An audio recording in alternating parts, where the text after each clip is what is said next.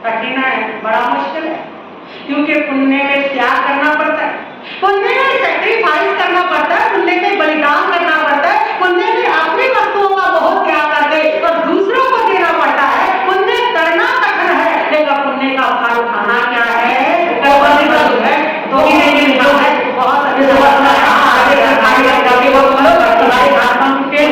कमाली करते हो व्यक्ति जो दुनिया में चमकता है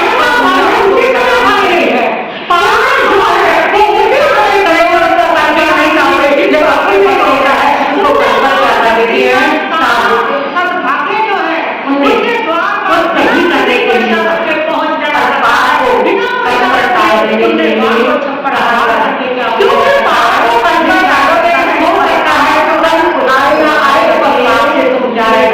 वंचित रह जाओ जो भी पुण्य को कहीं पर टाल क्या पता है कल हो ना हो वंचित रह जाओ।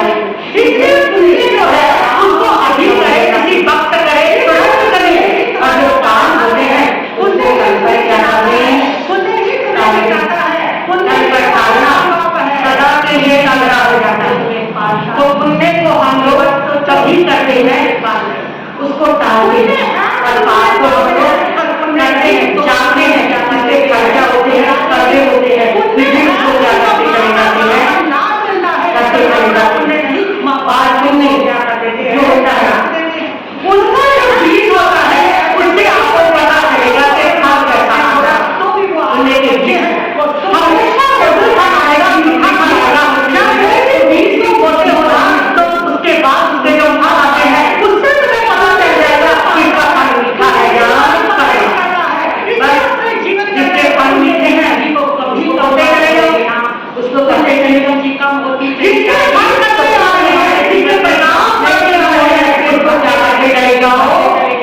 चले जाओ। पुण्य बाद व्यक्ति का कैसा परिभाव देता है, कैसी प्राप्त होती है, कैसी शक्ति होती है, समाज के साथ मिलकर के रहते हैं। एक बात पुण्य का जो फल एक राजा ने इस व्यक्ति से पूछा और ये बड़ा कहता है ये हम सब जानते हैं, जोशी ये जो बड़े महाराजे जानते हैं अच्छा नहीं रहेगा, इसलिए तुम अपने हाथ का संग्रह कर लो, प्रजा को देना होगा, बहुत भयंकर स्थितियां आने वाली है, ग्रह तो पैसे बैठे हुए हैं, और उन्होंने कहा कि अगर ये सही ना हुआ तो मेरे को कितना नुकसान हो जाएगा, इतना राम नुकसान कितना हुआ है,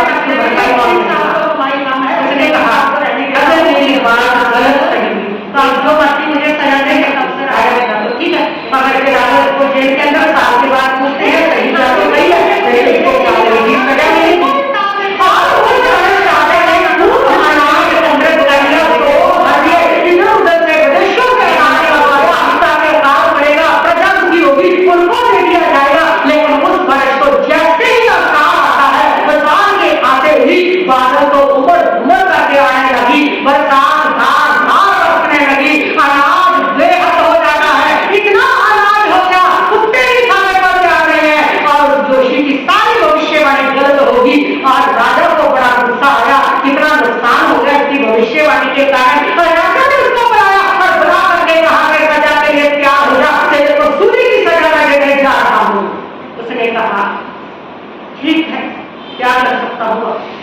और तभी उस नगर के अंदर एक जाति महात्मा राजा के मन के अंदर उथल पुथल मच गई, ये क्यों हुआ, कैसे हुआ, कितनी हुआ, ज्ञानी है ये ज्योतिषी पंडित ज्ञानी है, इसकी भविष्यवाणियां सत्य होती है, लेकिन इतनी बड़ी गलती किसने कर दी थी समझ नहीं आता। और वो मुनि के चरणों में पहुंचा और मुनि से जा करके उसने पहला प्रश्न किया कि प्रभु जोशी ने तो बताया कि इस साल अकाल पड़ेगा, लेकिन इस साल तो सुकाल हो गया, इतना जबरदस्त क्या कारण उसका, उसकी भविष्यवाणी गलत।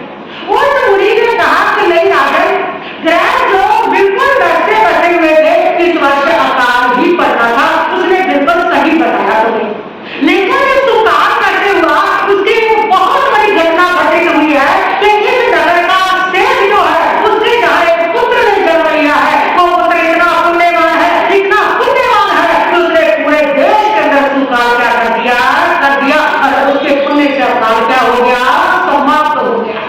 और शेष भी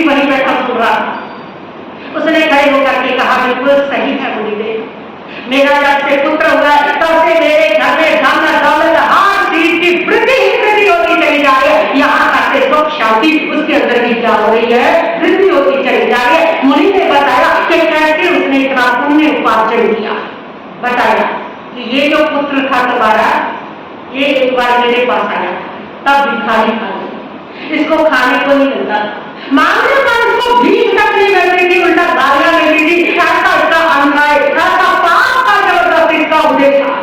अरे मेरे पास आया और इसने कहा कि मेरे को कोई उपाय बताओ, कोई आशीर्वाद दो, कम से कम पेट तो भरे मेरा, मैं भूख से तड़पता हूँ, मेरे को भूख लगती है, मैं बहुत परेशान हूँ कि मेरे को एक समय का भर पेट भोजन भी नहीं मिलता, उसकी पीड़ा मैं भी जानता हूँ। और मुनि ने कहा, उस समय मैंने इसको बताया कि सुबह 108 बार नमस्कार मंत्र पढ़ा कर और जो भी तुम्हें भीख मिलेगी ना उसमें चौथा हिस्सा तुम्हें दान करना है। उस दान को कभी रोकना नहीं, करते चले जाना, करते चले जाना, ये तुम्हें करते चले जाना है। और उस लिखावे ने इस नियम को ग्रहण किया। सुबह के 108 बार नमस्कार मंत्र पढ़ने लगा, प्रवचन सुनने लगा, धर्म ध्यान करने लगा और जो भी उसको भिक्षा मिलती, मुश्किल से मिलती, उसमें भी वो चौथा हिस्सा दान करता। पेट भरने के लिए खुद को नहीं मिल रहा और उसमें भी चौथा हिस्सा क्या करता है, दान करता, अपने नियम का पक्का।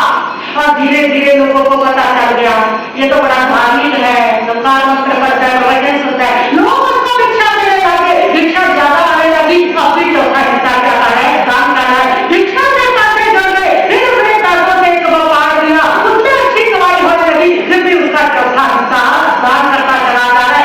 आखिर वो करते करते एक बड़ा व्यापारी बन गया, उसके बावजूद भी लाखों की कमाई होती और लाखों में भी चौथा हिस्सा क्या कर रहा है, दान करता चला जा रहा है। इस प्रकार दान कर करते इसने इतना पुण्य का उपार्जन किया, इतना पुण्य का उपार्जन किया कि आज जब ये पैदा हुआ तो जहां भी है वहां धन दौलत की क्या हो रही है, वृद्धि हो रही है, सुखार ही सुखार हो रहा है। एक पुण्यवान व्यक्ति पूरे देश को बचा सकता है। एक पुण्यवान व्यक्ति के आधार पर तो पूरा परिवार भोजन कर सकते हो। और तुम भी कई बार कहते हो जब से हमारे लिए बेटा हुआ है ना तब से हमारे घर बढ़ता ही बढ़ता चला रहा है। एक ही ऐसा पुण्यवान जीव आता है जो पूरे परिवार को पाल देता है। एक ही ऐसा पुण्यवान जीव कई बार बैठा होता है कि गाड़ी की दुर्घटना होनी है, बस की दुर्घटना होनी है, लेकिन उस पुण्यवान की वजह से वो क्या हो जाती है, पूरी बस बच जाती है। बड़ा प्रभाव है पुण्य का। इसलिए जीवन के अंदर जितना ज्यादा पुण्य का संचय कर सकते हो उतना पुण्य का संचय करते चले जाओ, उतना पुण्य को कमाते चले जाओ। तो परमात्मा ने जो पुण्य है वो 9 प्रकार का कहा है। 9 प्रकार का पुण्य, अन्न पुण्य, पान पुण्य, लयन पुण्य, शयन पुण्य, वस्त्र पुण्य, मन पुण्य, वचन पुण्य, काया पुण्य और नमस्कार पुण्य। 9 प्रकार का पुण्य। और पाप 18 करने, 18 प्रकार के पाप, प्राणातिपात, निर्षावाद, तदत्तावाद, व्यसन, परिग्रह, क्रोध, माया, लोभ, राग, द्वेष, कलह, अभ्यसन, पैशन, पर परिवार, रति, माया, मौसा, मिथ्या दर्शन, शल्य, ये क्या है, 18 पाप। पाप तो हम हर समय करते हैं लेकिन पुण्य वो कभी कभी करते हैं।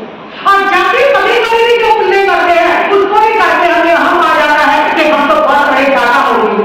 और पाप कब है, जब राग नहीं आता, कब है जब द्वेष नहीं आता, कब है जब क्रोध नहीं करते हो, मान नहीं करते, लोभ नहीं करते, क्या नहीं करते हो, कब है जब वस्तुओं के साथ तुम्हारा मोह नहीं चल रहा है। पाप तो हर पल चल रहा है लेकिन पुण्य कभी कभी आता है। तो परमात्मा कहती है फिर भी 9 पुण्यों में इतनी ताकत है, इतनी ताकत है कि वो 18 पापों को क्या कर देते हैं, जीरो कर देते हैं, 18 पापों को समाप्त कर देते हैं। पाप दुर्गति देता है लेकिन पुण्य है जो व्यक्ति को क्या देता है, सुगति देता है। पुण्य की ताकत सारे पापों को समाप्त कर देगा। इसलिए पाप को समाप्त करना चाहते हो तो अपने जीवन के अंदर पुण्य को क्या करो, ग्रहण करो। 3 प्रकार के भगवान ने कर्तव्य, एक है होता है, एक गए होता है, एक उपाधि होता है। यानी कि कुछ कर्तव्य होते हैं जिनको ग्रहण करना होता है, कुछ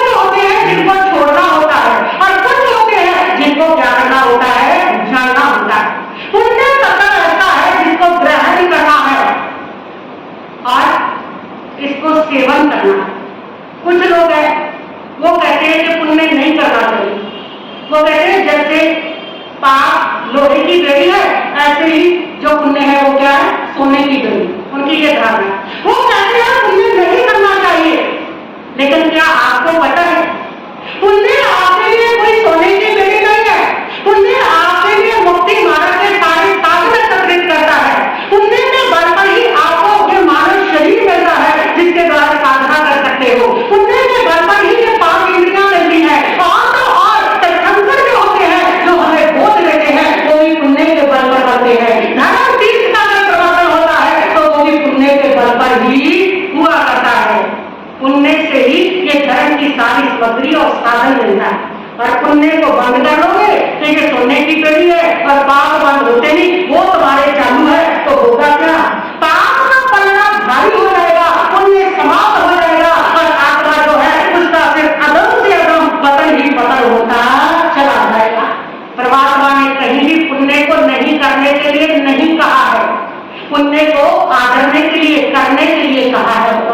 नहीं करने के लिए जो कहा है वो सिर्फ और सिर्फ अठारह पाप है। एक ही शब्द है, सब पाप पछताए, सब पापों का प्रत्याख्यान करो, लेकिन पुण्य का प्रत्याख्यान करो, पुण्य को छोड़ो। ये तो कहीं पर भी नहीं कहा। पुण्य जो है वो धर्म साधना है। पुण्य जो है वह तुम्हारी आत्मा को पवित्र करते हैं। पुण्य जो है वो तुम्हारी आत्मा के गुणों को कर जाते हैं। इसलिए जो पुण्य होता है उसको करना होता है।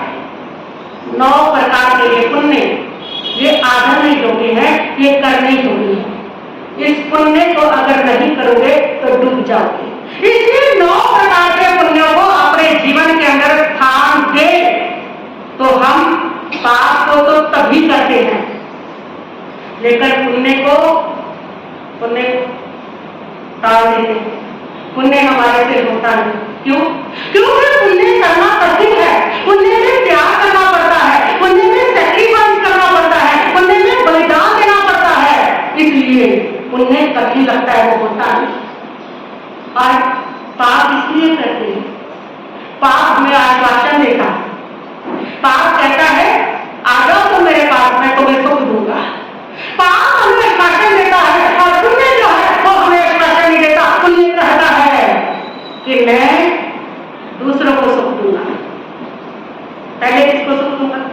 दूसरों को सुख दूंगा। और पाप कहता है पहले तुम्हें सुख दूंगा, और तुम जो हमें सुख देंगे हम तो उसको लेंगे, जो दूसरों को सुख ले वो तो हमें क्या है, मंजूरी है। दूसरों को सुख देंगे वो तो हमारी प्रवृत्ति नहीं है। दूसरों को सुख देंगे वो देख करके तो हम तड़प जाते हैं। पड़ोसी सुखी हो जाए तो हमारी छाती पर सांप लौटने लग जाते हैं।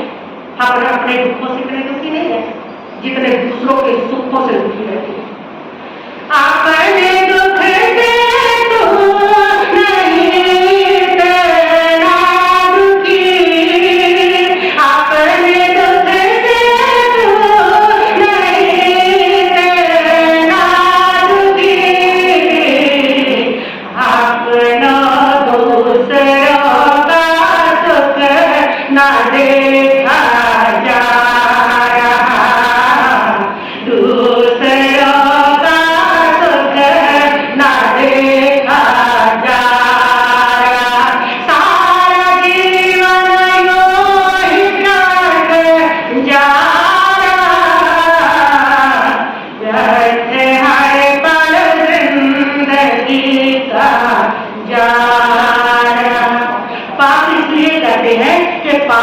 आश्वासन देता है मैं तुम्हें सुख दूंगा। पाप कहता है तुम बेईमानी करो, मैं सुख दूंगा, पैसा आ जाएगा, सुख मिलेगा मुझे। इसलिए करते हैं क्योंकि उसका आश्वासन है तुम्हें सुख दूंगा। वो देता नहीं है, वो बेईमानी बाद में दुख बन करके आती है। पाप जो है वो दुख से थोड़ी पड़ता है, लेकिन वो एक बार तुम्हें आश्वासन देता है कि तुम करो पर मैं क्या दूंगा, सुख दूंगा। तुम क्रोध कर लो तुम्हारा द्वार निकलेगा, दूसरे के ऊपर तुम्हारी पैर पड़ेगी। तुम धोखा कर लो, तुम ठगी कर लो, तुम होशियारी कर लो, अपना बना लो, मैं तुम्हें सुख दूंगा। वो तुम्हें आश्वासन देता हूँ नेता की तरह से। जैसे नेता लोग तुम्हें आश्वासन देते हैं ना, जब वोट होती है कि वोट मेरे को दे दो मैं तुम्हारे सारे काम करूंगा, लेकिन करते हैं बात, करते हो बाद में तो तुम्हें पूछता कि तुम कौन हो, कहाँ से, कब तुम्हारे से बात हुई थी हमारी, भूल जाते हैं बात। हर बार आते हैं तुम्हें आश्वासन देते हैं, तुम आश्वासन में आ जाते हो, उनको वोट डालते हो, पर इसमें बड़ी बड़ी सुविधा नहीं है, वोट डाल दो और बाद में तुम गालियां दिखाते हो कि इसको आगे इसके बाद तो कभी वोट देनी नहीं, फिर आता है बोलेगा, फिर आश्वासन देता है, फिर तुम आश्वासन में आ जाते हो, क्योंकि तुम अपने लोग पर कंट्रोल नहीं कर पाते हो।